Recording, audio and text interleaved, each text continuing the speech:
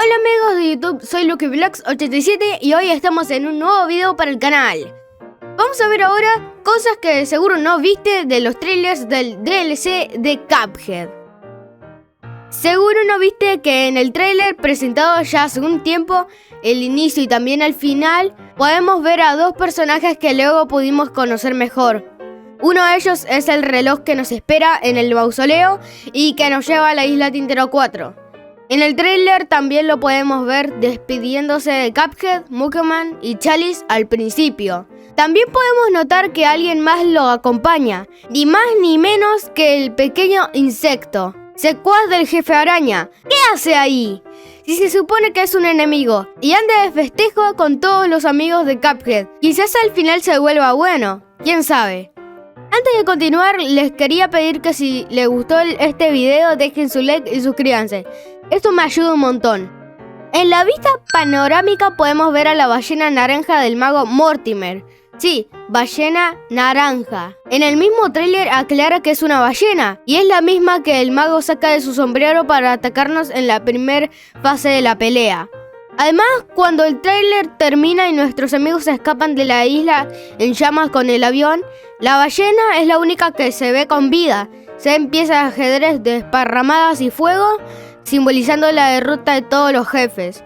Pero la ballena es la única que sigue en pie, o mejor dicho, nadando. En el tráiler nos muestran que Cuphead emprende su viaje hacia la isla del DLC en un barco, pero vimos que en el gameplay filtrado, este lo hace en una canoa conducida por el nuevo personaje con forma de reloj. Además, Chalice no viaja junto con ellos, sino que ella ya está en la isla en el gameplay. Cuando podemos ver la pelea con el caballo caballero en la isla flotante del rey, podemos notar que hay una referencia al mago Mortimer. Como vimos en el video anterior, este es tarotista y nos muestra cartas donde ya expliqué su significado. En la pelea con el mago Mortimer pudimos notar referencias a estas. Aquí con el caballo caballero notamos que hay 3 espadas en la parte superior, tal como sucede con las cartas del mago. Recordando, las 3 espadas representan sufrimiento y dolor. Esto nos da una pista de que esta pelea con el rey será de las más difíciles del juego, así como sucedió con el rey dado, una batalla épica digna de recordar.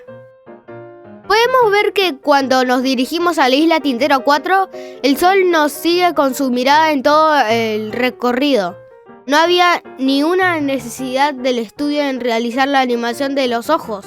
Estos pequeños detalles hacen que este DLC haya valido cada segundo de espera. También en el tráiler podemos notar a lo lejos los banderines del concurso de escalada que se celebra en la isla Tintero 4. En el gameplay podemos ver a 3 personajes en el podio.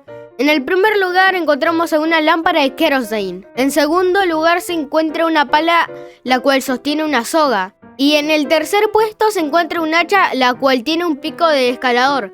Estos personajes tuvieron una carrera hasta la cima de las montañas de la isla Tintero 4.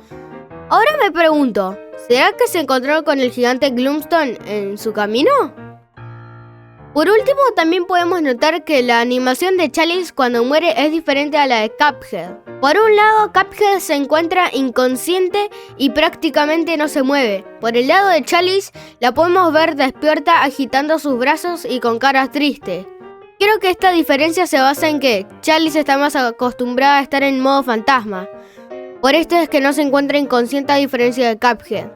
Este último, al no estar familiarizado, se encuentra inconsciente sin poder moverse. Ya solo faltan 4 días para el gran día. Yo soy LuckyVlogs87 y quiero mandarle saludos a Alicia Álvarez, a Mega Eventos, a Ariel Romano, a Glam Rock Freddy, al grandioso Pugberto, a Miranda Viera, Marmats y gracias a todos por el apoyo recibido. Leo cada uno de los mensajes que me dan y me pone muy contento el apoyo de todos. Nos vemos en la próxima. ¡Chao!